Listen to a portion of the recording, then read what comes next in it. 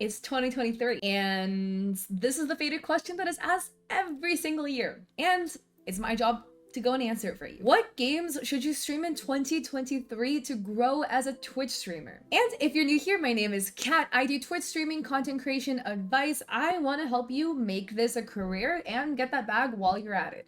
And if you're returning, I miss you so much. Thank you so much for coming back. And like I said, in today's video, I'm going to walk you through using data which games you should stream to grow in 2023. Now, before we get into this, I just want to tell you something that nobody really wants to hear, but hey, somebody's got to tell you, right? At the end of the day, the game doesn't matter that much, to be honest. It really doesn't. What is most important is that you are having fun and you are enjoying what you're doing. Don't just go out of your way to stream a game on Twitch because you think this game will do well, or you think this game is going to get you a ton of viewers, etc.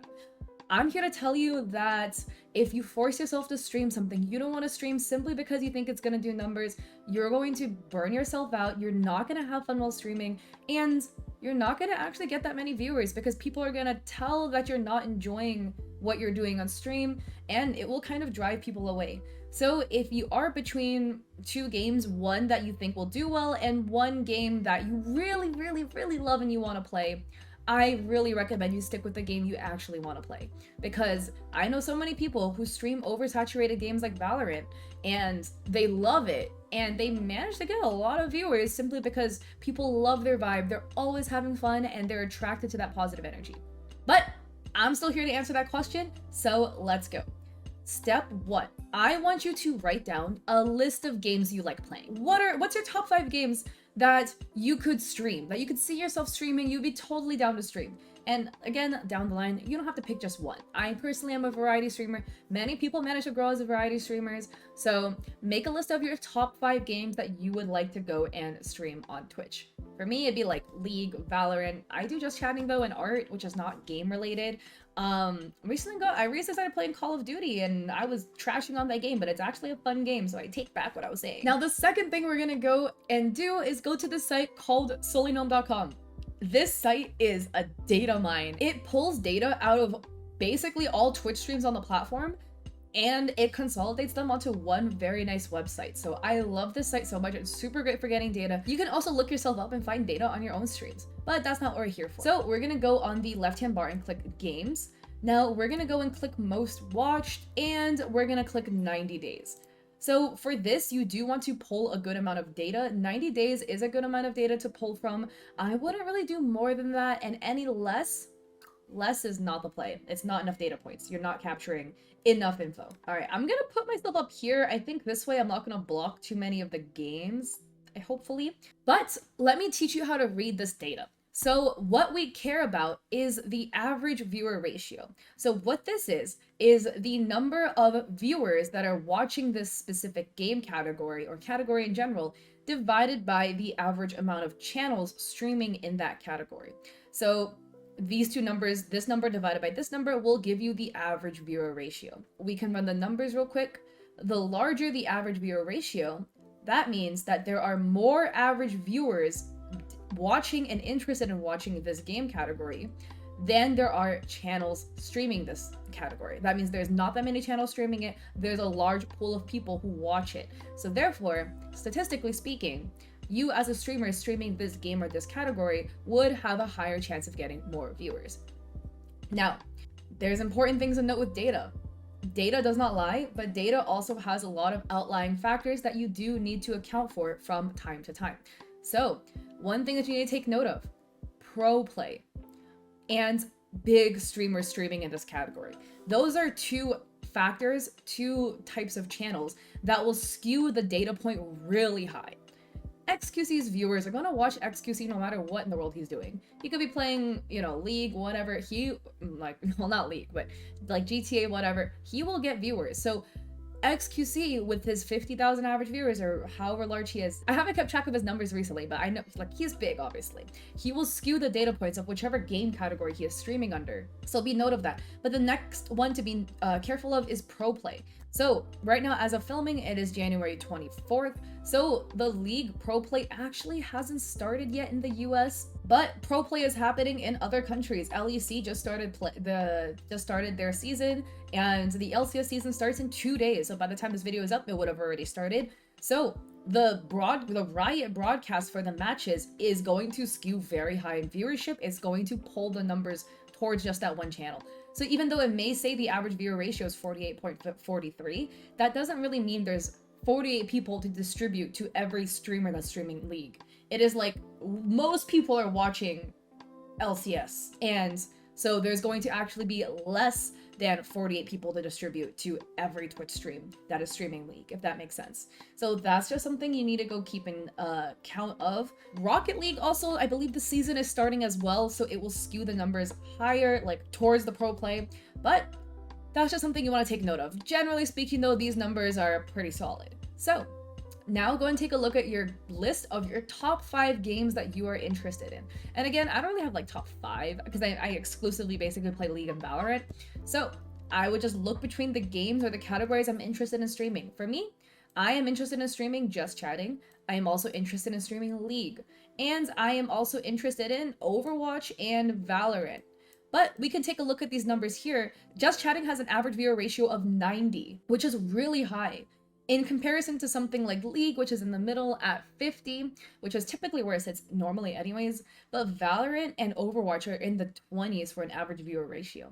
So I would look at my list of games that I'm interested in streaming, and I'd say, oh wait, Just Chatting and League are the highest out of the 4 games that I've listed here. So if I were to pick games to stream on Twitch, I would pick those 2 games specifically out of the pool of games I'm interested in because they do pull the most numbers. However, if you are interested in what categories look good, I can go and just pull a couple for you right now, but you can definitely look at these data points here. Just Chatting is at an average viewer ratio of 90, which looks really good. CSGO is at 73. Escape from Tarkov is about 77. Hearthstone is at an average viewer ratio of 130. Hearthstone is actually the oddball because historically, Hearthstone has a very high average viewer ratio. Very few people actually stream this game. So I would say Hearthstone is a good game in terms of if you like the game and you want to get those numbers up, Hearthstone's a good game to go for. There's just a ceiling to it. There's only 147 channels that stream Hearthstone on Twitch on an average basis. But there's 130 viewers to distribute per channel. ASMR, if you're interested in that, has a very high average viewer ratio actually. Path to Exile, World of Tanks, and Chess also looks really good. But again, like I said before, please stream the game simply because you're very interested in playing the game. I wouldn't force yourself to go and stream a game simply because this is a game that you think will do well. Here is one more trick that I will show you to go and figure out what games you should stream on Twitch. And this is pulling info from your own Twitch data. So now we're gonna go to this website called Twitchtractor.com and let us look ourselves up. You can look up anybody. I'm just gonna look up myself. Look at all these Cali. But as you can see here, it gives you my rank, my data, my average viewers. We're gonna go under statistics. And then under statistics, we can go under select time period. You can do 30 days, but I still like to pull 90 days of data, so I'm gonna skip back. 90 days put me in October, November, December, January, November. I'll put myself at November 1st to January 24th. That will give me, oh Jesus. This will give me about 90 days worth of data. So now we can see the percentage of games that I stream, and you can see my average viewers per game category that I streamed and the amount of followers I gain per hour. If you are a variety streamer, you're somebody who streams multiple different types of games, I would definitely go and give this a shot. You definitely need to, again, keep note of the data, right? I've streamed 71 hours of Just Chatting in the last 90 days. Or it's like 80% of the time that I've streamed, which is a good amount of data to pull from. I average 102 viewers and I gain about 9-10 followers per hour. So this is a good amount of data. Valorant, I have only streamed for 5.9 hours. So I average 132 viewers, which is really high, but this could also be skewed due to a raid that I could have gotten in the middle of while I was streaming this. And again, same thing going down here. For instance, Call of Duty. I've streamed 2 hours of Call of Duty. It was literally yesterday's stream that I was streaming Call of Duty. I had 156 average viewers, but I do remember that I got raided like right before I was playing Call of Duty. So I got raided with like maybe 70 people. So again, the raid did skew my average viewer count a little bit high. I wouldn't say 2 hours is enough data to go and determine that Call of Duty is a game that I should be streaming to go and get my viewer count higher. You know what I mean?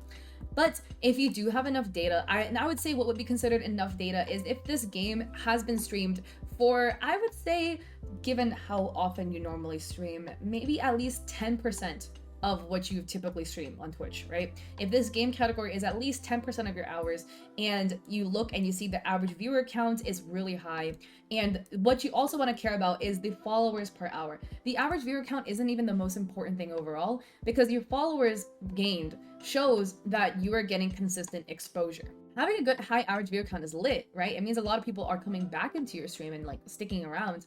But what the follower count shows is exposure. It shows growth. Viewer count actually doesn't really directly correlate into growth.